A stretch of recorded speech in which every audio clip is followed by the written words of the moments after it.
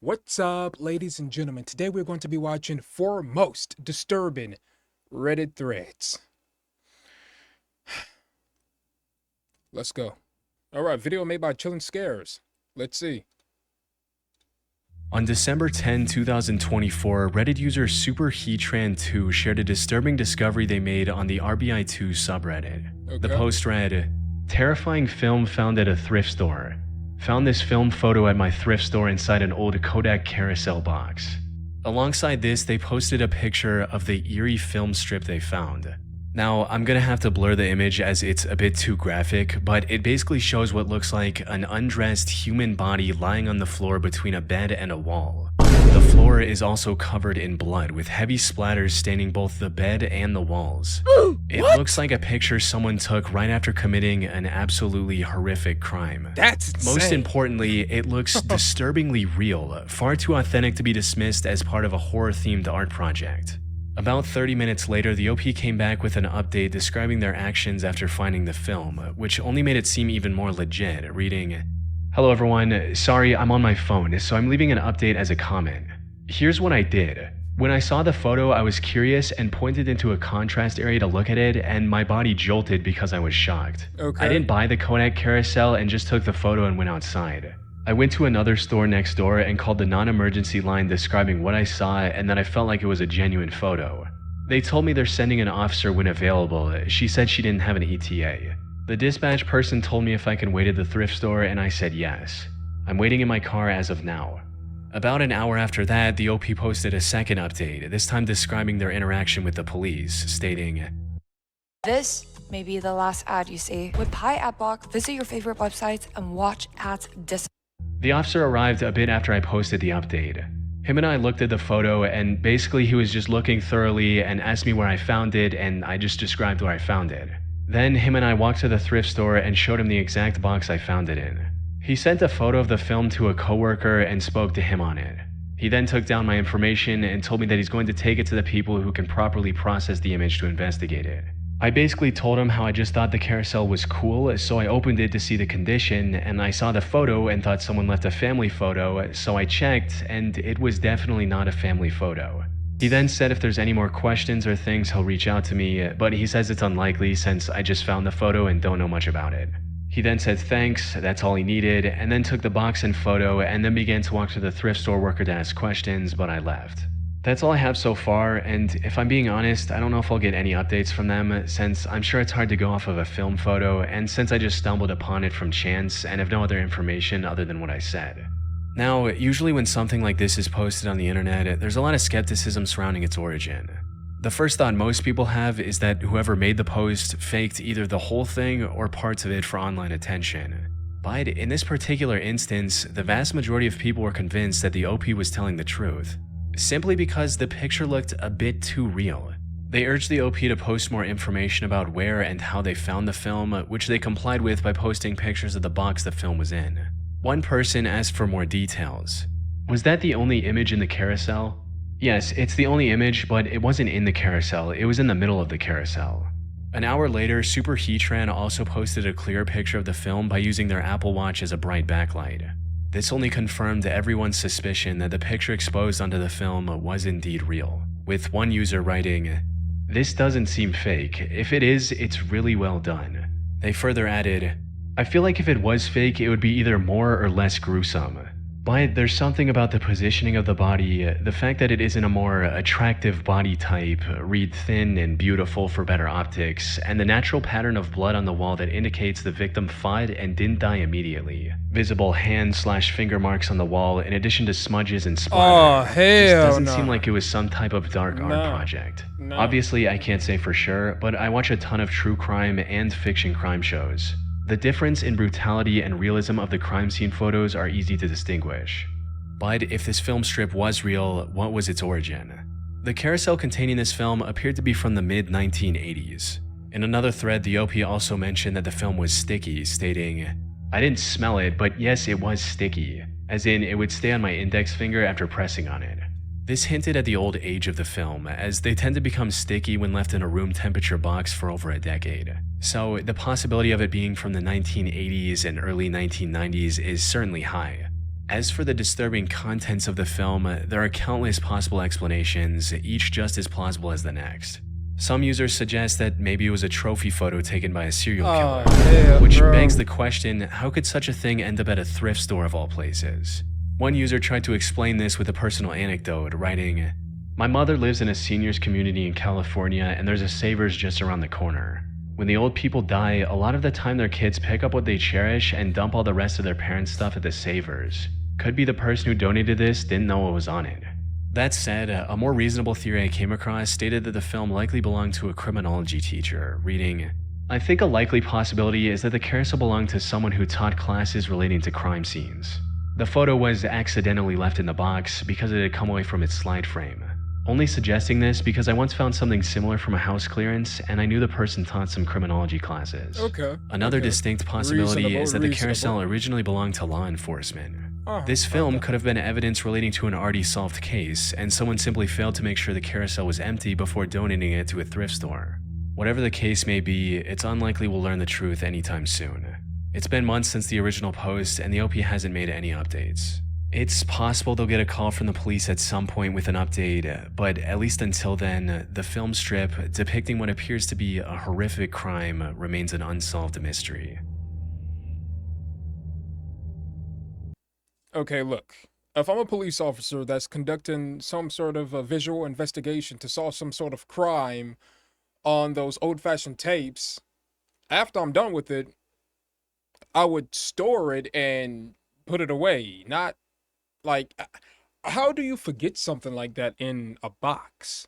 And then when you really think about it, who would return that? I know the person who was selling it had to at least, I don't know, like check the box first to make sure that it wasn't any, to make sure that the piece of machinery wasn't broken. How come they skipped that? Anyway, number 2. On September 3rd, 2024, a Reddit user shared the unsettling sight they came across on a hike in Austin, Texas, reading, "Stone crosses in South Austin. Anyone know what's up? Went hiking with my sister and dog today at the Westgate and Stastny area, and we kept seeing piles of rocks made into crosses. We Oh, stopped hell counting no. at 11. Does anyone know what these are? One of them had animal bones mixed into it. Oh, Weird voodoo or hell just no. memorials." Alongside this, they also shared several images of the many stone crosses they described in their post. Get up The out OP of there. also provided some more context in later comments, stating, "We didn't see anyone around, but there was a ton of trash back in the woods. It was creepy though, with cross after cross, felt off. Definitely going to find new paths to walk the dog because I don't want to meet their architect." Usually discoveries like these will Yeah. lead to some interesting but predictable answers. For all we know, these could have been part of a ritual site of sorts from centuries ago, or something along those lines. However, that wasn't the case here, as some of these crosses contained modern materials like concrete and painted metal fence posts. Oh, In other hell words, no. these were put together a lot more recently, which begged the question, who made these and why? To this, one user gave a very urgent and concerning response. "Call APD/311 and tell them you think Rami Zoeda is back in the neighborhood. He escaped custody from a mental institution in June. I don't know whether he is still wanted. Good luck getting APD to do something. Google him and talk to your neighbors." Put simply, these crosses were the work of an unstable homeless man named Rami Zoeda.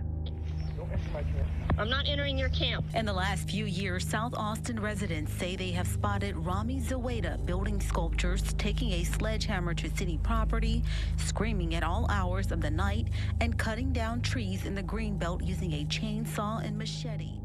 From what I could find online, Rami is originally from New York and struggles with severe mental health issues and violent tendencies. I could tell. As one local resident described her account with him, stating, "He's very profane. He's beginning to target me and my little dog, talking about murder, calling me obscene names." Reports of Rami disturbing locals go back years. Like this similar Reddit post from another Austin resident from December of 2023, reading, "These weird rock cross formations appeared seemingly overnight in the little green space between Westgate and Menchaca. Anyone have any idea what they may be for?"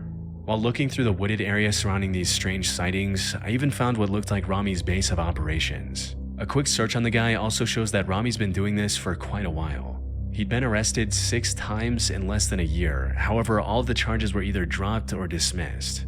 He was also ordered to undergo temporary inpatient mental health services back in April of 2024, but he managed to escape from the hospital within a few weeks of his detainment to continue his work. The same work that was later described by the OP in early September. As their post picked up steam, more and more locals joined the conversation to share what they knew about Rami as well. As it turns out, Rami wasn't just a misunderstood artist who should have been left alone. He was highly unstable and posed a great threat to the people in that neighborhood. I live on Westgate near Stastny, about 1 block from where the crosses are. I just recently found a smart key outside of my home, a verified lockpicking tool in the back patio area, and am truly concerned he tried to break in but gave up very recently. Last year around this time, he would specifically target my home and steal water from my downstairs faucet, carrying large gallon containers of the stolen water on his bicycle. I filed a 311 report and have reached out to the APD district representative and left a message, but 311 told me I should keep calling. They have 14 days to respond to my concerns. Super great feeling. I'm feeling very, very uneasy and scared. Hey, look. I believe I saw him once. What happened is that I saw a man outside my apartment building casually stroll by, bash someone's windshield in with a sledgehammer, and casually continued strolling. Zoeda had a sledgehammer he used to break decorative white boulders that were on the side of the street. It appears he has now made crosses onto the broken rocks. He also had a chainsaw and cut down numerous trees. He said the devil was in the trees. He did this day and night for months on end. Not only did he destroy property, he threatened to murder people out for walks. Oh, and people said he has sawed stray cats in half. Now, from what I could find, he's never been charged with any form of animal cruelty. That said, the OP did find animal bones in a few of the crosses he built, so it's possible there's some truth to the statement. As for his motive, a journalist who spoke with him reported that he claimed to be, quote, taking out Satanism. Apparently, he believes that these woods are the worshipping grounds for a group of Satanists, making these crosses his way of purifying the landscape. Regardless of his reasoning, it's clear that he's mentally unwell and is a danger to the public. There are already rumors of him attacking stray animals, and it's not a stretch to imagine him turning his chainsaw on a person if he sees it as a necessary sacrifice to fulfill his goal. Thankfully, something of that nature hasn't happened as of yet.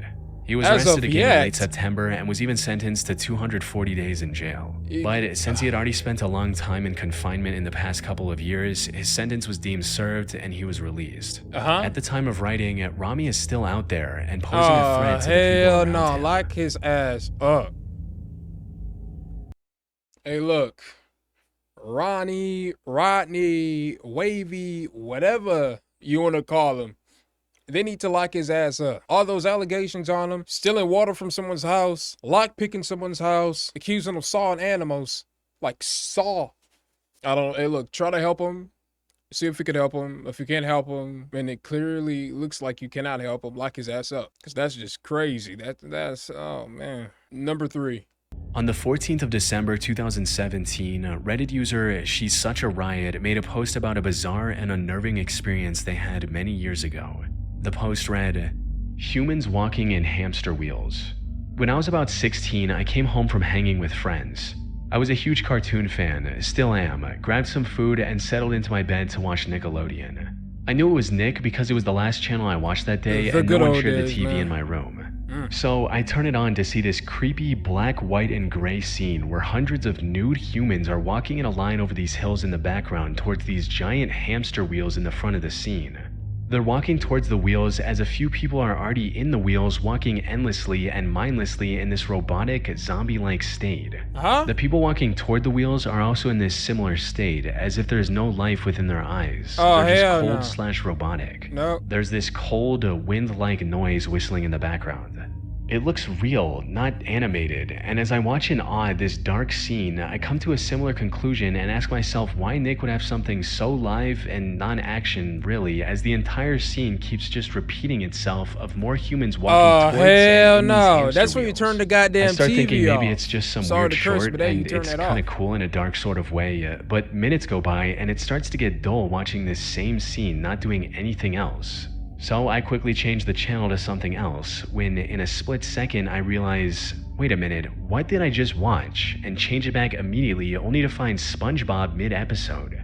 You could tell SpongeBob was on for a while, not like the weird short played and it just came Oh, on. hell Freaked no. out, I keep going back to surrounding channels thinking maybe it wasn't Nick, but nothing as the hamster wheel video on. Nah, that was some It dark felt web really shit. dark, That's what the fuck that almost was. evil when I watched it, and though seemed somewhat interesting at first, it started to feel really wrong after a while. Ha. So that lined with the repetitiveness Oh, of nah, it all made me change it. But now that I realized it wasn't on any channel in the first place, I was really creeped out. He has and to be still am capping to his this ass day. off. I don't know if this was Nah, he's necessarily a capping. shift in reality or something sinister, paranormal, or really a short, etc., but I have never been able to research and come up with anything about its existence since, including researching that day online in 2005 when it happened. I'd like to believe it was some dumb film project, but I can't find any evidence of it ever existing in reality as we know it. If anybody knows what I saw, I'd love to be debunked.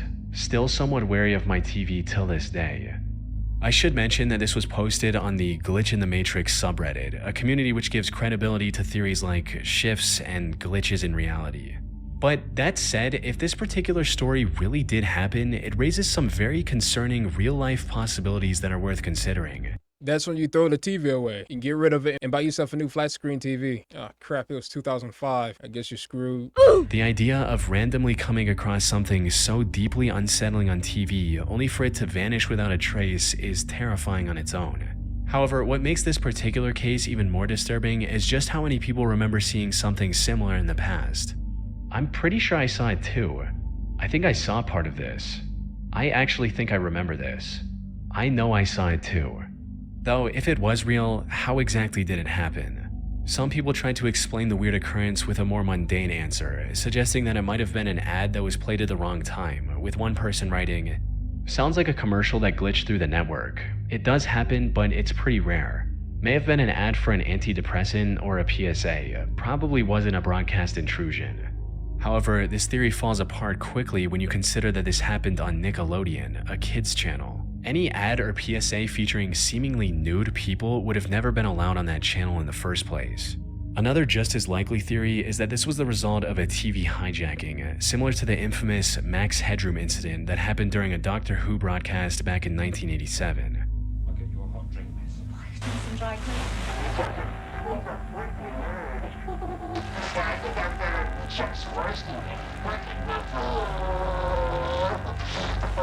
Jesus.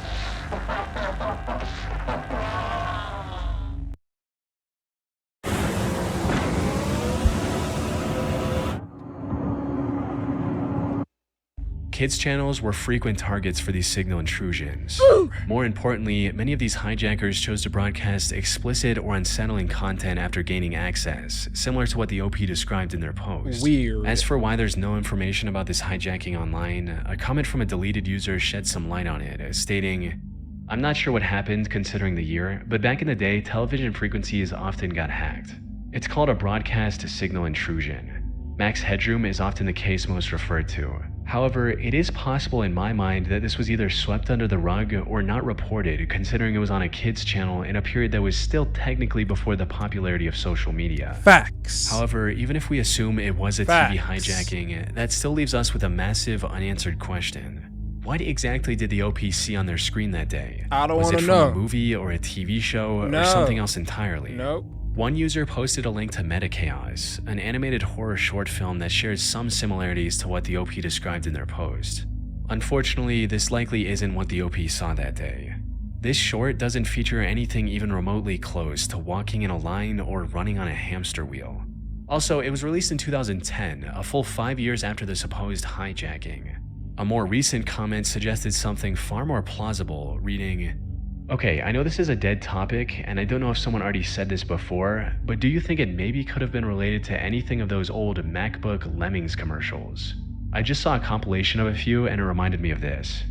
These ads depicted a group of zombie-like people marching single file up a mountain, blindly following the crowd, how doing so could lead to their doom, and how Apple's upcoming Macintosh can save them from this fate." On Interesting. January 23rd, Apple Computer will announce the Macintosh Office. You can look into it, or you can go on with business as usual. More importantly, these ads were also released way back in 1985, so there's no issue with their timeline. And while they don't perfectly match the original description, like the people are clothed and there are no hamster wheels, that simply could be a case of the OP misremembering details from 12 years ago. They could have also mixed in the memory of what they saw on TV with a similar dream they had the same day. Unfortunately, despite dozens of people looking for the answer, this Reddit thread remains a mystery to this day. The OP's account was also suspended sometime after making this post, so it's unlikely we'll ever get an update. Wow. I don't even know what to say to that one. It was just weird. I don't know, man. But yeah, on to number 4. Relationship advice subreddit seeking help with a deeply unsettling situation he found himself in. He wrote, like what? I think my girlfriend and her sister are poisoning me. I'm an hell 18-year-old guy. nah. I moved out of my parents' house as soon as I turned 18 because, well, let's just say they and I get on much better if we're not under the same roof. Okay. My girlfriend, 19, and her sister, 24, already had a flat together, so I moved in with them, and that's how it's been for the past 9 months. Generally, things are fine. I love my girlfriend and I like her sister. Our living arrangement / setup is really no different from any other couple living with a flatmate situation, perfectly normal. Okay. Now, both of the girls love to cook. Ooh. Their dad is a Michelin star chef, so food and cooking was always a big part of their lives. Okay. I'm fine with this. I'm not a bad cook by any means, but these two are amazing at it. Plus, we have a fair trade. They do all the cooking, I do all the cleaning. I find cleaning very cathartic, so it's usually a sweet deal. Okay. I get really bomb meals cooked for me in exchange for doing something I enjoy. Yay. Things have changed recently. Okay. It started about 3 weeks ago when the whole quarantine thing got really ramped up. I started getting sick. At first, I worried I caught the virus, but it just wasn't the virus. No respiratory symptoms, no cold, nothing like that. Oh. Just stomach cramps and horrible vomiting. Oh. I figured at first I'd caught some other bug, but then it came back, again and again. At least 1 to 2 times a week for a couple of days at a time, I was getting these episodes of stomach pain like you wouldn't believe. He must have a bad respiratory system, like, huh. But why did it start happening though? All of a sudden? Let's see. Spewing my guts up. I couldn't figure out what was up until I spoke to a friend about it and she asked if it was maybe something I'd been eating. Now, I don't have any real food allergies. I'm a bit dodgy with dairy, but not on a feel like I'm on death's door and vomit all the fluids out of my body level. More just bit of discomfort and spend ages on the loo type of stuff. Still, I mentioned it to my girlfriend and asked if she'd changed anything about how she was cooking recently. She got really weird, defensive, asked what I was accusing her of. I said hell no! Get up out of that. Developed an allergy to something and want to know what it could be to. She told me I'm just being paranoid and I just have a bug. I dropped it because she seemed really annoyed. Since then, I've noticed some weird stuff, which really is making me paranoid. Like, they shout at me to get out if I go in the kitchen while they're cooking. Oh, nah, I've offered to both of them on several occasions, hey, I'll cook tonight, but they vehemently turn me down and seem almost offended I'd offer. Easy peasy lemon squeezy. You want to know how you solve that? All right, I'm back. My dog was barking. I was wondering what was happening. Thought he was getting attacked. Besides, I live in the country, so, yeah, wolves and bears. They both keep giving me these glances at mealtimes, like they're waiting to see how I react. Oh, if I say no. I don't feel good or don't want to eat, both of them take it as a personal attack on their cooking, and if it's my... You want to know how you solve this? You want to know how... Look, let me tell you how you solve it. Besides, look. I know I'm small in the right-hand corner at the bottom of the video because my camera is positioned in a certain way, but anyway, just hear me out. Trade. You might be asking me, well, trade? What you mean trade? Trade. Swap plates, okay? Since it's not that serious, how about we swap plates? How about we swap? And then let's see. Because if you don't eat the food that you cooked, then something is up, right? Yeah, that's how you get them. That's exactly how you get them, and I hope he was thinking enough to actually do that. Or maybe he was a scared little punk, I don't know. But let's see. Girlfriend, she'll cry until I cave and eat it. There have been times when one or both of them seem to know I was about to get sick after eating. They text each other when they're in the same room if I'm there. I think they think I haven't caught on to that, but it's obvious, honestly. Neither of them is particularly sympathetic when I do get sick. I don't know, maybe I'm being paranoid, maybe quarantine is getting to me. But I'm really convinced they're doing something to my food to make me ill. It's the only explanation I can come up with. Thing is, I don't know what to do. If I confront them and I'm wrong, I'm a jerk for even thinking it. If I confront them and I'm right, things could escalate badly. I'd really appreciate any advice or words of wisdom here. Thank you in advance. Use your brain! One of the top comments on this post gave the OP some solid advice for finding the truth. But this only made the situation seem even more suspicious. Hell no, man. Captain, there are still Oh, 9 nah, orders. bro. These commercials are just Switch getting plates with one of them crazy. either with or without their knowledge. If they know you want to switch plates, they will refuse, which would be a red flag. What you thought Or I- if you switch without That's their exactly knowledge, what I you'd be able to said. see how the plate originally meant for you affects them. Uh-huh. They're always super particular about making sure I get the right plate. I hadn't thought about asking to switch.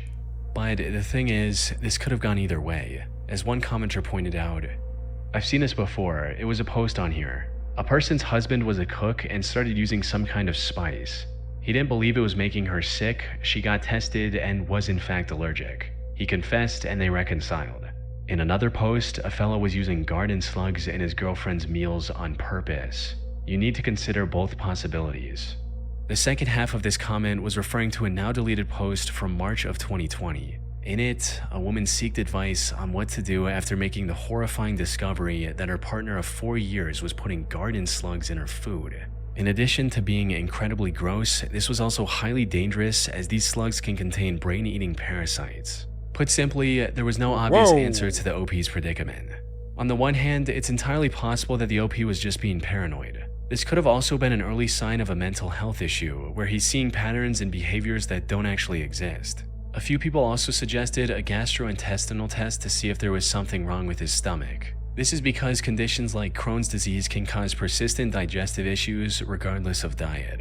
It could have also been a combination of the two, where his real symptoms were making the paranoia worse. But as this one user mentioned, a potential poisoning wasn't entirely off the table. If we assume that the OP's observations are completely accurate, there's a good chance that he was getting poisoned. What makes this even more sinister, however, is that his girlfriend and her sister were disturbingly deliberate in their actions. They didn't lace his food with a stronger poison, because then the OP might go to a doctor who would likely find the toxic substance in his system.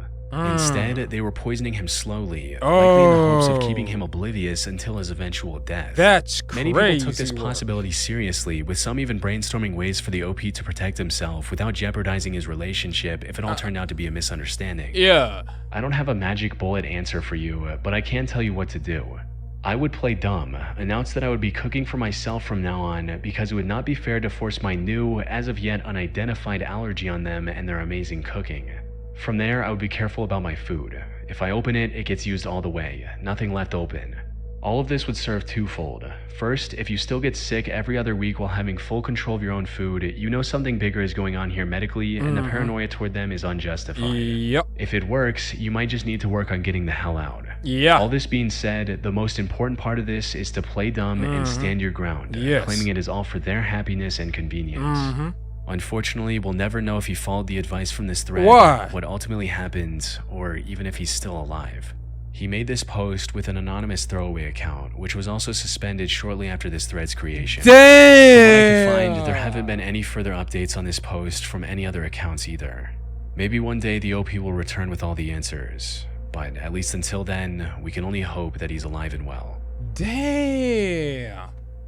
That's low-key crazy. Man, look, I wanted to know what happened. Like, I'm being for real. Like, did he swap plates? Did he actually started cooking for himself to see, like, their reaction or whatever? Because, bro, if his girlfriend and his sister...